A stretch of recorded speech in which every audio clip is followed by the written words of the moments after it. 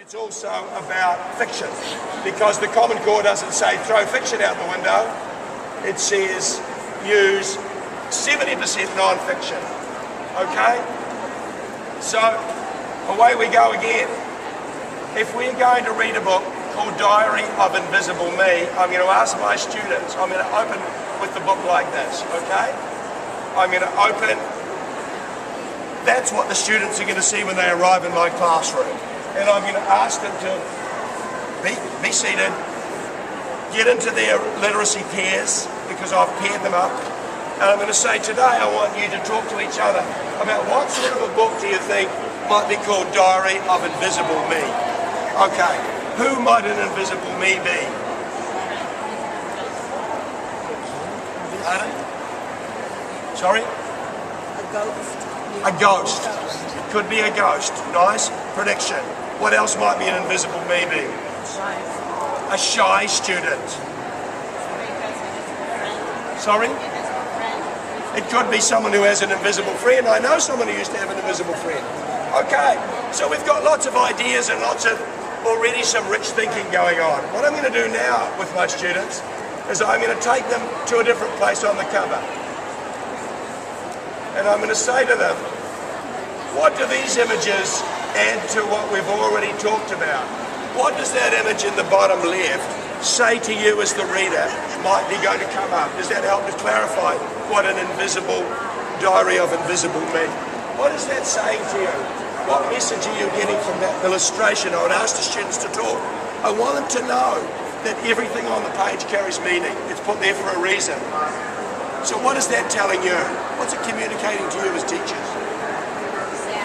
Sadness, a dark cloud, a sad face, things are not going well. How might that relate to Diary of Invisible Me? I wish I was invisible, okay? So we've got these lovely ideas coming through. We've got a lot of prediction before reading. We've got a lot of ideas flowing. What do you think the pencil and the shavings might represent? Changes. Sharpening. Changes. Changes. Okay. Let's just hold on to that thought. It could be a diary. What did it say in the title? Diary of Invisible Me. So it's going to be a diary or a journal. So you see, already in terms of talking about rich teaching, already we've had a huge amount of discussion about what this might be about. I'm about to finish now because I'm getting the note. I'm going past my time. But I just want to do one more thing before we finish. I want to look at the first paragraph of this book, just to check our understanding, see if we are on track. Actually, before I look at the first paragraph, I'm going to look at this little illustration. What might this add to our knowledge of what we know about this book already? This is someone who's not having a good day. Okay, so this might be a book about someone who wishes they were invisible, perhaps, because bad things are happening to them. Let's go take a look. Let's go take a look and see if this is really the case. Okay, simple toolbar. I can use it, you can use it. I like zeroing in on parts of a book so that students get to really think about the various parts of the book. It happened again. After 6 hours of not one single person in the establishment saying a word to me, I thought I just about survived another day. You know, on my way to class, I felt it. So actually, this turns out to be a beautiful little book about bullying. A child who's at the end of their tether. You remember that? They are about to go over the cliff. They can't face another day. They can't face another walk in the school corridor.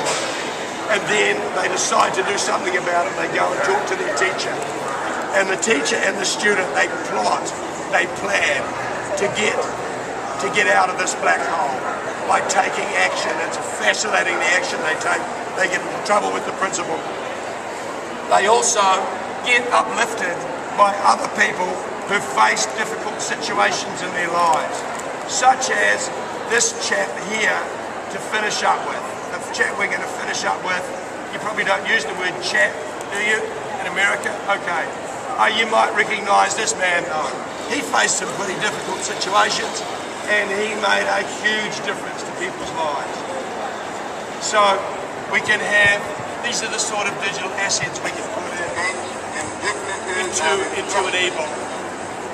We can make a rich learning experience for students by running these learning conversations, by directing their attention to various parts of the book, by focusing in and not just giving them a book to read and an assignment to do.